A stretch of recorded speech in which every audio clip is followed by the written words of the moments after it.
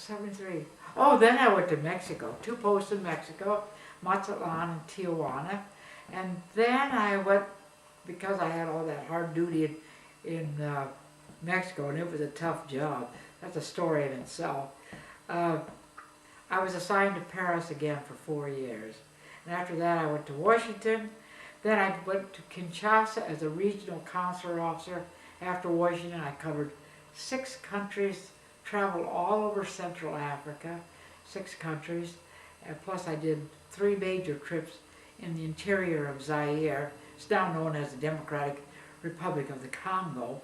And the ambassador wanted me to visit those missionaries, those 2,000 and some missionaries in Africa. So, and I did. That was wonderful. I was in little missionary airplanes, Land Rovers, you name it.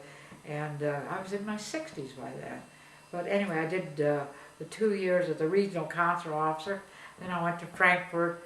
That was my last assignment as a regular consular officer. Then I went into the service, the temporary jobs, and did jobs in places like Moscow, Bucharest, Warsaw, Kazakhstan, Casablanca, Sierra Leone, I mentioned that one, Dakar, Senegal, Accra, Ghana, Khartoum in Sudan, Abidjan, Guinea. I went to, Conakry, Guinea, and just incredible places. And the best part of it was only for three or four months. I just went in, helped do, I didn't have to do the hard work like reports or do the weekend duty. It was a wonderful, the second career was much more fun than the first. But anyways, it was a wonderful 50-year career. I came in on March 12, 1959, and on March 12, 2009 was my 50 years. So I wrote a letter to the new Secretary of State, Hillary Clinton, and I said, 50 years ago today, I walked into the State Department building for the first time, and I'm just writing you to thank the State Department for giving me a wonderful life. And it was, my last assignment as a WAE was 2 years ago, because today is, this is a 7 de Mayo day. It's the big day here at Iowa Falls. We're having our gala for the art collection. Anyway. In 2010. In 2010, yes, it's 2010, yes. But 2 years ago, I did my last assignment as a WAE employee, and that was in Istanbul, Turkey. I spent 4 months there, and I recognized that the work was getting more difficult for me, more demanding. And on top of that, to really spice things up while I was there, on the 9th of July 2008, there was a terrorist attack on the consulate, and my office happened to be in the front, overlooking the front of the building, and I was at my computer, and the Marine came on the intercom, and it said in English and then in Turkish, duck and cover, which meant we were under attack, and you're supposed to run to a safer area, central part of the building. But I glanced out the window, which I shouldn't have done, but I did. And our 3 policemen down below had been shot dead, and 6 people were killed and 2 were wounded in that attack. It was frightening because we didn't know whether they were coming from this was a diversion, whether they were coming from another direction, whether they were already in the building.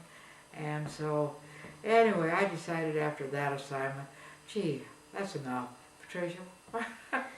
And as I say, it was becoming physically demanding. So I'm actually really retired now, but not doing things. I live out in Northern California in a retirement community, and I do keep active there. I'm a volunteer at the 2 big museums in San Francisco, the De Young and the, I'm having a senior moment, what's the name of the other one? what's the other name of the other big old museum in San Francisco? The Legion of Honor. It came to me. So I go to that, I volunteer there and do other things, keep busy. And of course I still travel. I'm going to travel as long as I'm able to. I'm here in Iowa now, but I'm going to travel back to Paris next week and spend about 3 weeks. After Paris, which would you say would be your favorite place that you've spent time? Well, several places. I love Copenhagen. I spent 3 years there, and I like Frankfurt too very much. But also the hardship post, like Yaoundé, Cameroon. I was there from '67 to '69, and that was a very exciting post because I was able to travel all over the country, drive, and a group of us would do that, and the beautiful game reserves there, and I got to know so many people from the international community as well as Cameroonians, and in fact, one of my good friends down there was a guy by the name of Paul Cody, and Paul came into my office in Yaoundé, and for some, I can't remember for what reason, but he said, would you like to come down to the radio station? He said, I do the news on the radio. And I said, oh yes, I'd love to see him. So I went down and he showed me around. He said, I also do a program on Saturdays that's called, this was 1968, it's called A Go-Go 68. And he said, I play popular music, he said. And of course he knew that I loved me. He said, why don't you pick out some of your songs that you really like and do a program with me? So I did. I did this program with Paul Cody. I didn't tell anybody at the embassy. And so it was a very popular program there in Yaoundé in 1968, Go-Go 68. And then I did one the following year, Go-Go 69. And I remember Monday morning I was in my office and the ambassador made a point of coming to my office and he said, Pat, I heard you on the radio Saturday afternoon. He said, you were terrific. I really made me feel good. Really did. Because I didn't tell anybody that I was going to do it. And, anyway, so that was a great assignment. And in one of my goodest, a guy like Quito, Ecuador, Saigon was fascinating. I think all of my assignments were good. Okay. So we got another little interruption with the cell phone, but we're almost finished with this tape, and I thought that I would finish by reading my story about a person of interest that I met, rather that I dealt with while I was in Paris. My long career in the Foreign Service, I dealt with a lot of people, and one of them was my friend Marlene Dietrich. Falling in love again, never wanted to. What am I to do? I can't help it. People of my generation will recognize that short rendition as a signature song of the legendary Marlene Dietrich, who first sang it in the 1930 film The Blue Angel, which brought her worldwide fame. Well, let me tell you about my friend Marlene Dietrich. In 1980, I was working at our embassy in Paris as passport and citizenship officer when one day the phone rang. When I answered, the voice on the other end responded saying, Patricia, this is Marlene Dietrich. My first inclination was to say, yeah, and I'm Shirley Temple.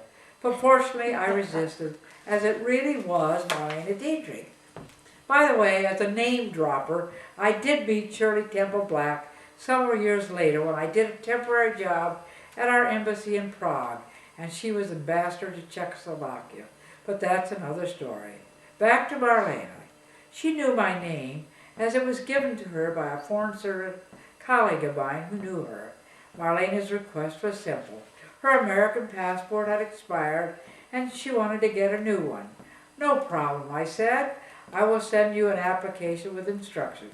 Complete it, bring it in with photos taken in the last 6 months, and I will issue you a new passport right away. She indicated that it would be very difficult for her to come into my office, even though she lived in an apartment near the embassy.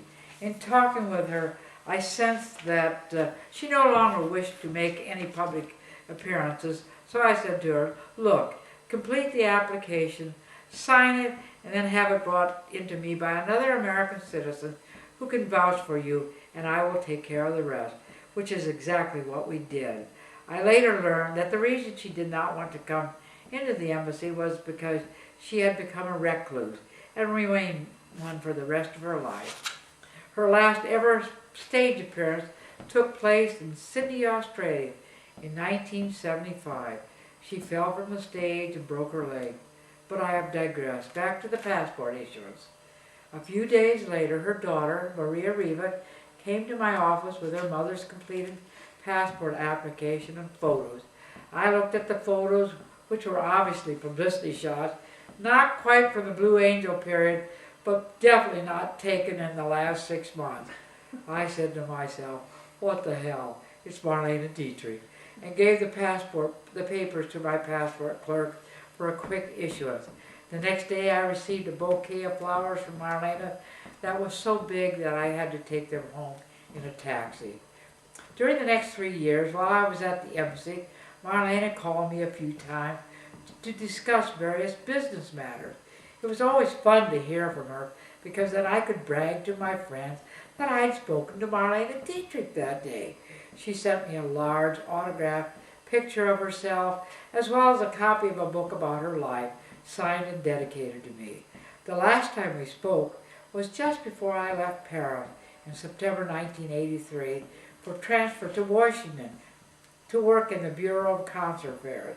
I blithely said to her that if there was anything I could do for her while in Washington, contact me at the State Department building. She took me up on my offer, as I was to find out later.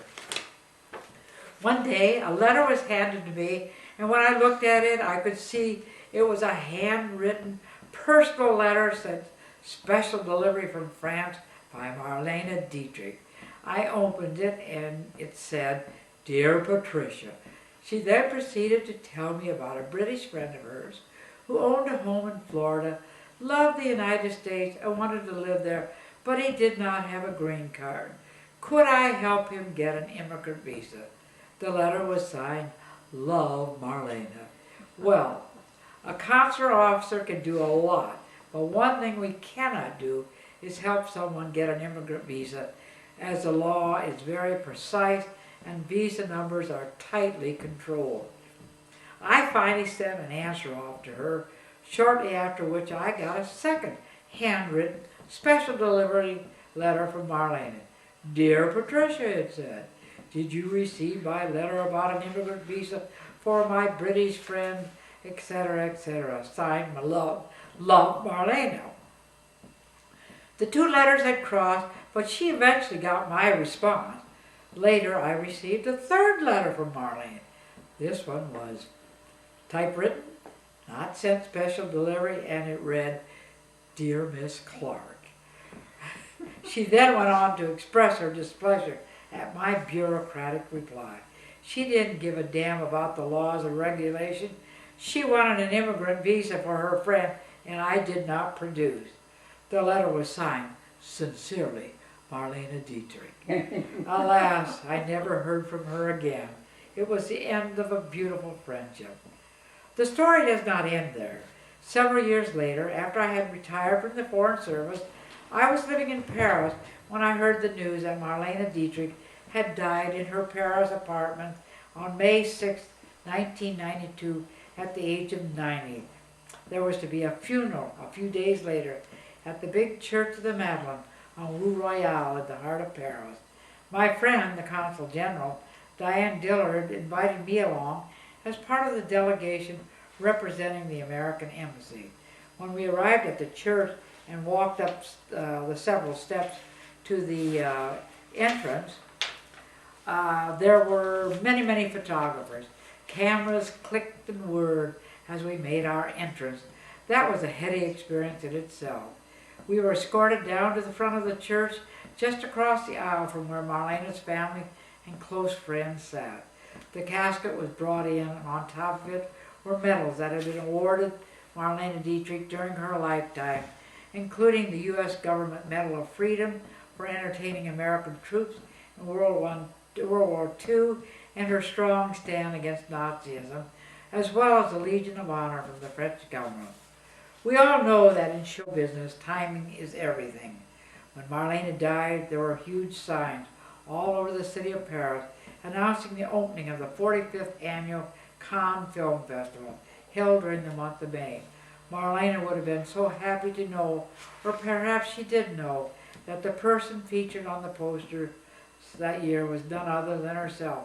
A beautiful picture of her taken from her 1934 film, Shanghai Express. She could not have planned it better. What a finale. I never actually met Marlene Dietrich, and the closest I ever got to her was that day of the Church of the Madeleine, when I sat near the casket bearing her mortal remains. The incomparable Marlene, a legend in her own time. Men cluster to me like moths around a flame, and if their wings are burnt, I know I'm not to blame. Falling in love again, never wanted to. What am I to do? I can't help it. Thank you. Dankeschön. Auf Wiedersehen. Pat, this That's has been it. wonderful. Thank you. Thank you. We're so pleased with this presentation. You've just shared so many wonderful experiences, and we're looking forward to our next tape. All right. Thank you.